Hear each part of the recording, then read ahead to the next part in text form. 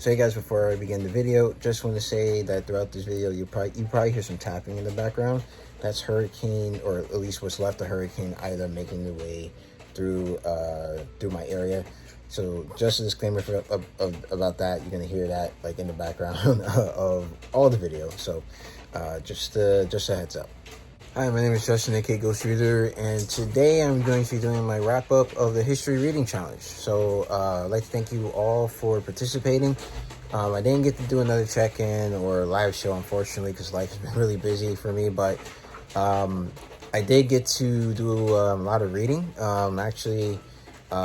This was great because it kind of got me back into the groove of reading. I haven't been reading much over the last 6 or so months. But this really gave me a kick in the pants, and I actually ended up reading 4 books over the History Reading Challenge. Only 3 of them pertain to the challenge itself, and I started reading 2 more that would pertain to the challenge, but I didn't get to finish those. Wasn't really pushing to finish those, but it just kind of gave me like something else to read during the rest of the challenge. I'm really glad for this. I'm glad that you guys participated. If you did, let me know how your reads went down in the comment section below. So basically, I'm just going to talk about my reads, and I'm joined here by my mom's dog. But yeah, the first book is Color Law. I really enjoyed this book. I buddy read this with someone, and they enjoyed it as well. Basically, this gave a really good look at how segregation in the United States in terms of housing, how that has affected African-American families, how it was put into place, not always by like artificial decree, but by practices that were either not pushed back on by the federal government or encouraged by the federal government. In some cases, encouraging segregation where there was none. So going into a community that was integrated and like bulldozing the places there, and then saying like this will only be for whites or this will only be for blacks, bulldozing through slums to create interstates, practices of where if African Americans try to move into a community, they face a lot of pushback, either violence or trying to get bought out by the people there because they didn't want black people there because they believed falsely that their property values would go down. In fact, since African Americans tend to pay more to get into those neighborhoods, actually the values of the properties would have went up. But since they bought into that like myth, they kind of lost out on money. In some cases, lost out a lot because speculators took advantage of that and then would buy the houses on the cheap because they were afraid that the African American or Americans that moved into the community were now going to bring their house prices down, so they would sell at a lower price that was able. And then how all that, the housing segregation affected other things like job opportunities, what schools you get to go to, and things like that. So really good book that explained how it all comes together, and shows we have a long way to go to fixing a lot of these things, and these things come down through the generations. So that was really interesting and good read. The next book that I finished was Hero of Two Worlds, by Mike Duncan. I did a review of this, so you can see that on my channel. I'll put a link down in the description box below. In short, it's about Lafayette. He and his it's a biography of General Lafayette's life. He fought the American Civil War. He was a key figure in the French Revolution and also in the July Monarchy. So he's part of 3 revolutions in his lifetime. So he had a very exciting life, and this book chronicles that.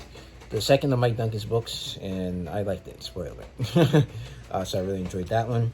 Then I read another biography, Che, Revolutionary Life. This was actually great as well. This was a graphic novel about Che Guevara's life.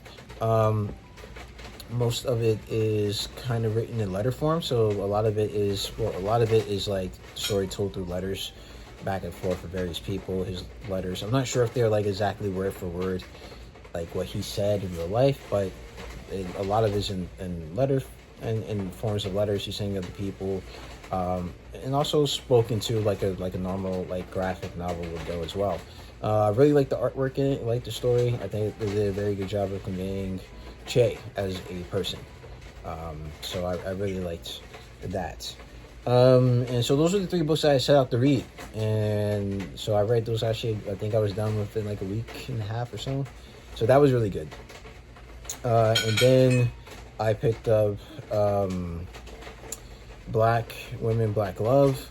I started reading some of this. Didn't really get too far from where I started because I kind of got busy in the second half of the history reading challenge. But I will be continuing that like in the background of some other reads that I have.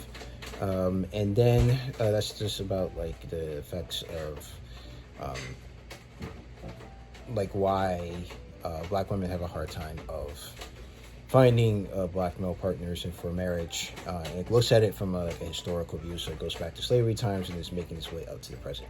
It shows factors for why in each period African American women have had trouble finding marriage partners, and keeping those marriages together. And then another book that I picked up that became pretty I guess relevant, especially with everything that's going on now in Afghanistan. I picked this book up a while ago. I started it but didn't finish it. With All Our Strength, the Revolutionary Association of Women of Afghanistan. This talks about a organization of women in Afghanistan that were fighting to educate women, make sure that equal rights, to ensure that, or fighting for that in Afghanistan even before the West comes in and suddenly shows interest in protecting women in Afghanistan. This book chronicles Afghanistan's women's own struggles in order to do that for themselves. This book was actually written in 2003, so this covers a period from about the 80s to 2003, so it was very interesting. After I finish reading this, I'm going to go look and see how the organization is doing today. And I'm pretty sure they're still around. That now that things are changing for them, they have a lot of work in front of them as well. So yeah, that's going to be it for this reading challenge. I'm grateful to you all for joining. Once again, let me know down in the comment section below what you read as part of the history reading challenge and how that went. Some of you commented on my last check-in, so I know that some of you have some reads. Did you finish anything? If you didn't, that's fine. Just let me know what you read so far.